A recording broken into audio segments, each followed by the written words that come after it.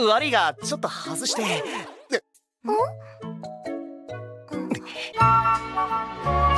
何ですの？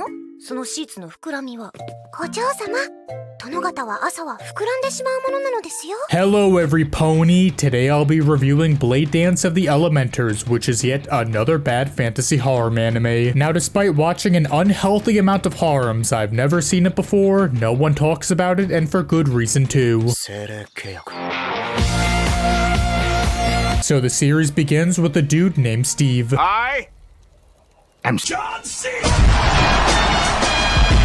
He meets a naked chick in the forest, and then the two of them go into a cave. They fight a flying sword spirit, and then Steve forms a contract with it, making it his own. 2 hours later. Steve goes back with Little Red Riding Hood to her school and tells her that he's going to start living there. That's because this school is for people who can use elemental spirits such as Steve, Little Red Hood, and plenty of other hot mamas too. I'm definitely leaving out some stuff, but that's a very brief summary of the series. Anyway, before I start complaining, I want to make one thing clear. Yes, this show is bad, but it's also not nearly as terrible as some of the other fantasy harems that I've reviewed. Normally, there's a handful of major problems I have with them, such as overpowered main characters, generic magic, dragged out fights, etc. Some of these issues are still here, although they aren't nearly as bad compared to other series. My biggest and main problem with the series is that it's so generic and bland. The one and only aspect that's unique about it is that everyone has these elemental spirits, which is how they're able to use magic and fight each other. For example, there's a blue-haired chick who uses wind, the blonde one uses ice, Little Red Hood uses fire, etc. You know what? The more I think about it, it's basically just a shitty version of Pokemon. Pokemon go to the polls.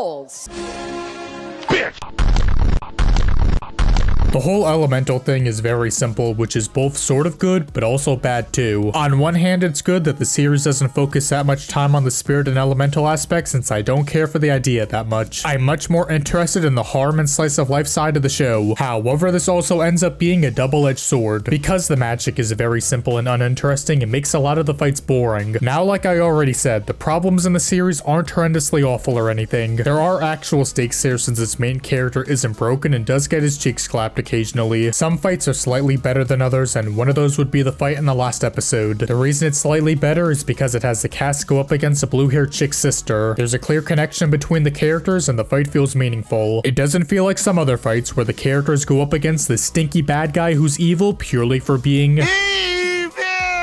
That being said, all the fights still aren't good and are easily the weakest part of the show. This mainly comes down to them overstaying their welcome, but again, mostly because the magic is so generic and uninteresting. Anyway, one thing I want to address is that being generic doesn't automatically mean something is terrible. It just means it's hard to enjoy something that's so bland unless you're a big fan of the genre. There's definitely harems that are generic that I enjoy more than I should, and part of that is because I'm a big harem fan. The reason I'm more critical of these fantasy harems is because I'm not really a fantasy fan. There's obviously series with fantasy elements that I enjoy, but I still wouldn't call myself a fan of the genre. If you're a big fan of fantasies, then I could see you enjoying this along with some others that I've reviewed as well. So yes, I admit that I am being harsher on this along with some other series due to my own personal bias, but it's still my channel, so I get to bitch and moan about whatever I want.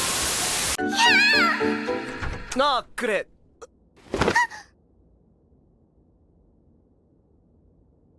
Anyway, one aspect that I want to give credit to is that this is indeed a harem series. There's other fantasy harems that, while technically harems, still don't feel like ones. For example, I reviewed Demon Sword Master a while ago, which, while technically a harem, I personally wouldn't call it one. Yes, there are multiple girls that love the main character, but it's such a small aspect of the series since barely any time is spent on it. In Blade Dance, there's 5 girls that love Steve, and a decent amount of the series centers around this. There's enough scenes that show the girls crushing on him, plus there's even some ecchi scenes too.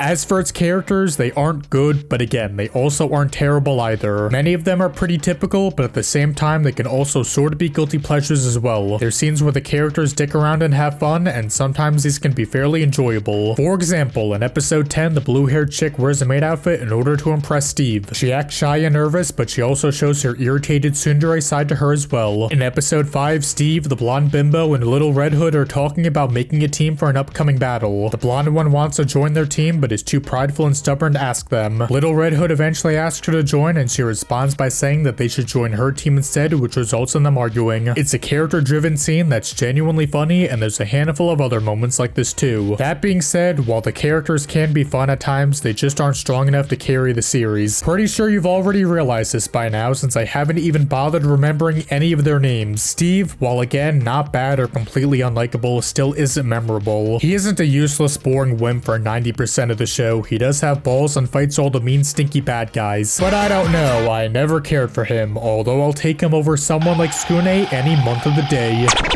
Another aspect that I mixed on is its art. Characters are usually on model and look good, plus the series is fairly well animated too. That being said, my main criticism is that both its backgrounds and character designs are so generic looking. Yes, there's nothing inherently wrong with its animation, colors, or characters being on model, but the design of the series itself is so bland and boring that it makes it hard for me to get invested in it. If you were to show me this along with multiple other fantasy harems, I wouldn't be able to tell them apart. Now, is this a huge problem? No, but again, it still stems from the series' biggest flaw, which is that it's not that distinct or interesting.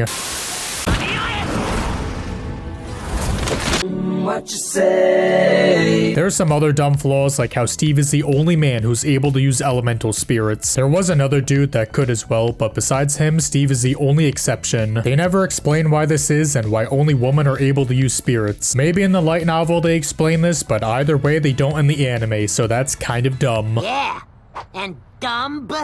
Jeez, Boomer. If you're gonna do graffiti, at least spell the words right. In episode 3, Little Red Hood's cat spirit dies, which was actually kinda shocking. Obviously none of the characters, or at least the good guys, are going to die, but making one of their Pokemon die is a decent way to raise the stakes. But then in the literal next episode, we find out that her cat Pokemon didn't die, but instead it was temporarily unable to create a physical form or something. That's pretty annoying and stupid, but obviously something like this isn't that big of an issue. Blade Dance Dance Revolution isn't a gigantic steamy pile of Kamala Harris's decaying mean rat stew piss poof beef jerky. Instead, it's a series that, while still clearly bad, does at least have some slightly redeeming aspects and moments. And that's why I'm giving Dance Till You're Dead a 3.98 out of 10.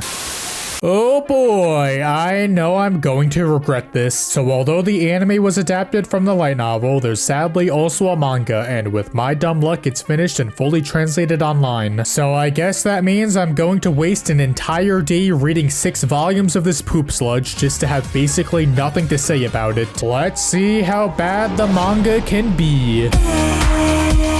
Well, I read the manga, and surprisingly, it wasn't too bad. In fact, it was actually pretty good. Hey, that's pretty good. For whatever reason, I enjoyed the characters a lot more this time around. A lot of jokes landed, and the fights were pretty cool too. The more I think about it, the more I realize that I was way too hard on the anime, because this series is actually pretty fucking great. You know what? I'd go as far as to say that the manga is one of my all-time favorites.